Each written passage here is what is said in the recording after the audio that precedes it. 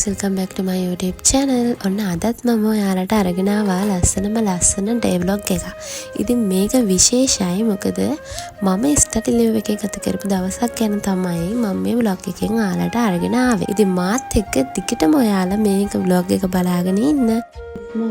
චටි බෝලේ. ඉතින් මට ඇත්තටම මුලින්ම කියන්න ඕන මගේ කලින් vlog එක බලලා කරපු කමෙන්ට් කරපු හැමෝටම ගොඩාක් ස්තුතියි. ඒ කමෙන්ට් එච්චරටම ලස්සනයි. ඉතින් අතම අලුතින් ඔයා එකතු වෙන කෙනෙක් නම් channel එකේ තියෙන වීඩියෝස් හොඳයි නම් ඔයා මගේ channel එක subscribe කරගෙන යන්න කියලා අතරෙන් මං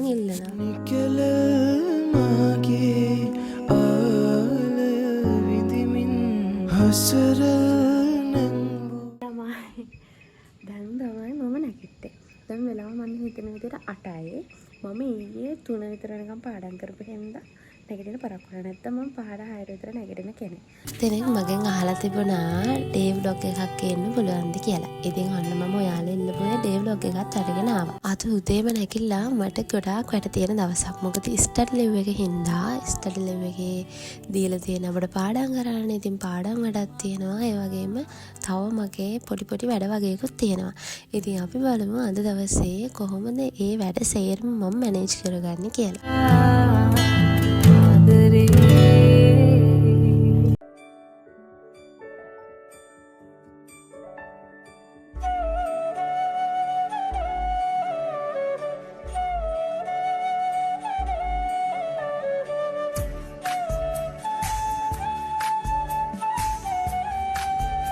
ඔයාලා බලනවා ඉතින් මම මොනවාද මේ මූණේ ගාන්නේ කියලා. ඉතින් ඇත්තටම මගේ මූණේ රෑෂ් එකක් වගේ ඇවිත් තිබ්බා අවුවට පිච්චිලා. ඉතින් මම ඒක නිසා කිසිම ක්‍රීම් එකක්වත් කිසිම දෙයක්වත් ගන්න නැතුව බීට්රූටුයි මේ කැරටුයි මික්ස් කරලා අයිස් කියුබ් එකක් හදාගත්තා. ඉතින් ඒක තමයි මම මේ මූණේ ගාන්නේ.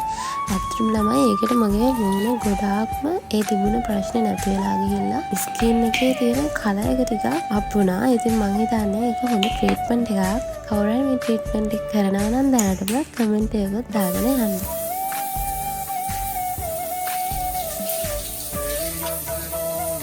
මම දැන් යන්න හදන්නේ පොඩි ටැග් එකක් ගන්න. මම හම්බෙන්න යනවා කියන කෙනාට.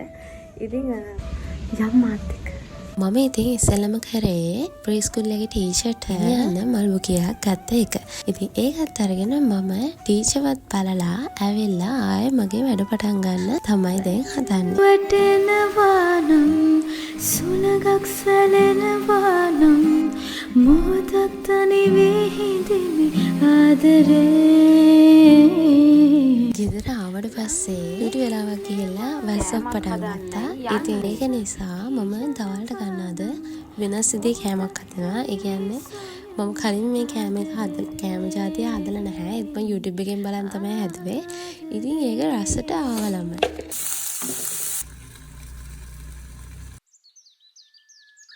ඊට පස්සේ ගෙදර තිබුණ පළතුරු වගේකින් මම ෆෘට් සලාඩ් හදන්න හැදුවා. ඒ කියන්නේ වැඩි පළතුරු ගොඩක් තිබුණේ නැහැ.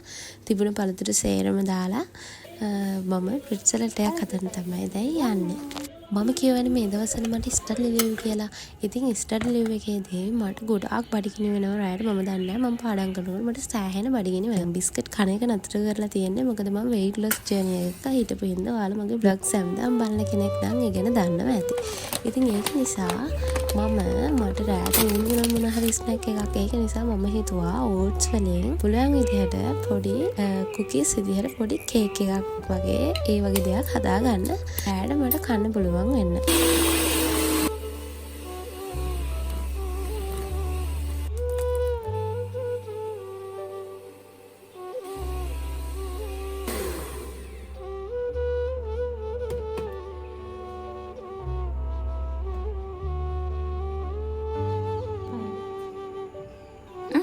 මොනවද? ඔයා මේව කයිත් දන්නේ.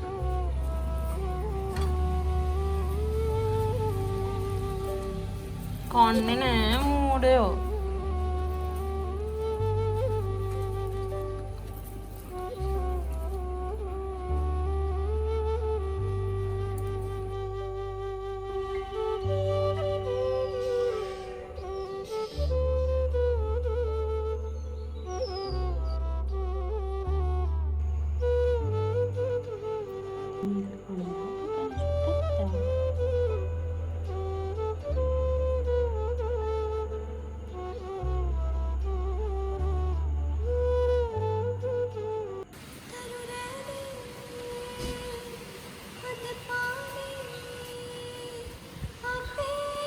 ඉතින් මෙයා තමයි මගේ vlog වලට අලුතින්ම එකතු වෙන සමාජිකයා.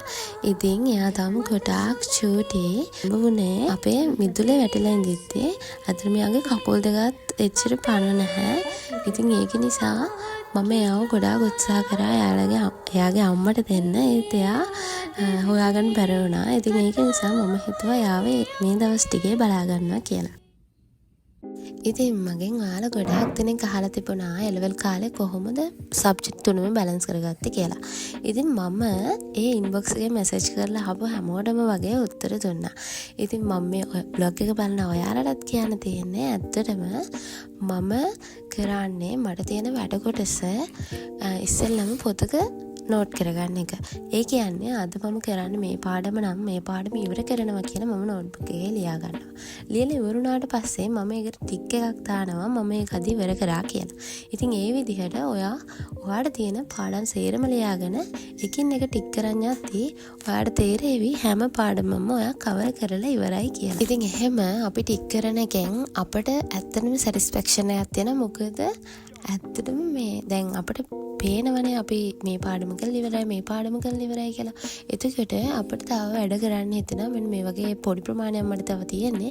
ඒක නිසා මම ඊටු ටිකක් කරනවා කියන වගේ දෙයක් අපිට දැනෙන්න ගන්නවා. තව මම දෙයක් ඔයාලට කියලා දෙන්නම්. ඒක තමයි ඔයාලට පුළුවන් නම් දවසේ පැය 24 එක එක කොටස් වලට කඩා ගන්න. ඒක හොඳ මෙතඩ් එකක්. ඇත්තටම මම ඒ ලෙවල් කාලේ මේ මෙතඩ් එක පාවිච්චි කරා. ඔයාලට පුළුවන් නම් ඒ කියන්නේ උදාහරණයක් ඇටියට උදේ 6 ඉඳන් 7 වෙනකන් එක පැයක් එක කොටුවක් විදිහට ආය 7 ඉඳන් 8 වෙනකන් තව කොටුවක් ඒ විදිහට පැය 24 කොටු 24කට කඩා ගන්න. ඒ 24ට කඩාගෙන ඔයාලා නිදා ගන්න පැය ගන්න අතාරින්න.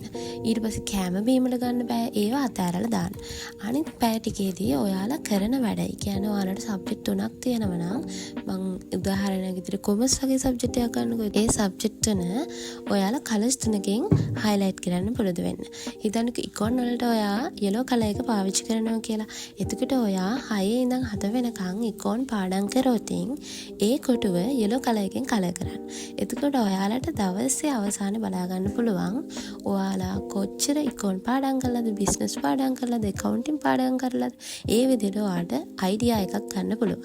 එතකොට ඔයා හිතන්නකෝ ඔයා අද දවස් වැඩිපුර පාඩම් කරලා තියෙන ඉකොන් කියලා. ඔයා accounting වල ගණන් හදලා තියෙන්නේ පැය 2-3 වගේ පොඩි කාලයක් කියලා දවසට. ඉතින් ඔයාට පුළුවන් ඊළඟ දවසේ ඒක ඉස්සෙල්ලම පටන් ගන්න. ඒකට ලොකු කාලයක් වැය කරන්න. අර කලින් දවසේ වැය කරපු කාලය අඩු නිසා. ඉතින් ඒ විදිහට ඔයාට පුළුවන් ඔයාගේ සබ්ජෙක්ට් තුන බැලන්ස් කරගන්න.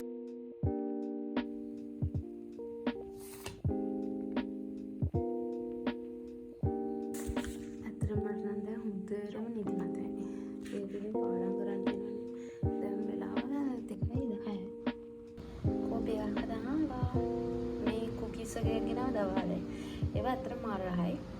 ඒවයි කෝපය ඇවිල්ලා පාඩම් කරමු. ඔයාලා මගේ vlogs බලනවා නම් ඔයාලා දන්නවා ඇති මම ඇත්තටම silent calm vibe එකේ ඉන්න කැමති කෙනෙක් කියලා. ඉතින් ඒක නිසා මම ගොඩාක් දුරට පාඩම් කරන්න ගන්නේ රෑ වෙලා. මොකද එතකොට සද්දපත් කිසිම දෙයක් නැති නිසා.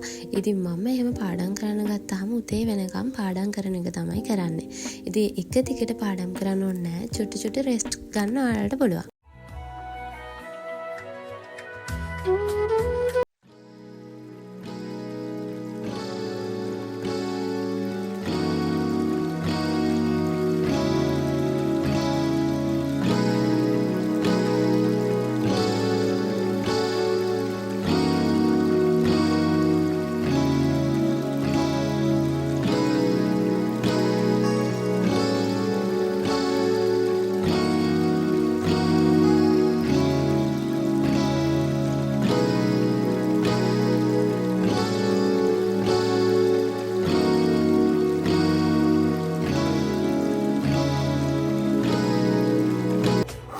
ඉතින් ඔය විදිහට තමයි ස්ටඩි ලීව් එකේදී මගේ දවසක් ගත වෙන්නේ. ඉතින් ඔයාලට මේ බ්ලොග් එක ගැන මොකද හිතෙන්නේ කියලා කමෙන්ට් එකක් දාගෙන යන්න. මම ඒ කමෙන්ට් අනිවාර්යයෙන්ම කියවලා රිප්ලයි කරනවා. ඉතින් ඔයාලා ආයෙ මම බ්ලොග් එකක් අරන් එනකන් පරිස්සමෙන් සතුටින් ඉන්න. මම එහෙනම් ගිහින් එන්නම්. බයි බයි ළමයි.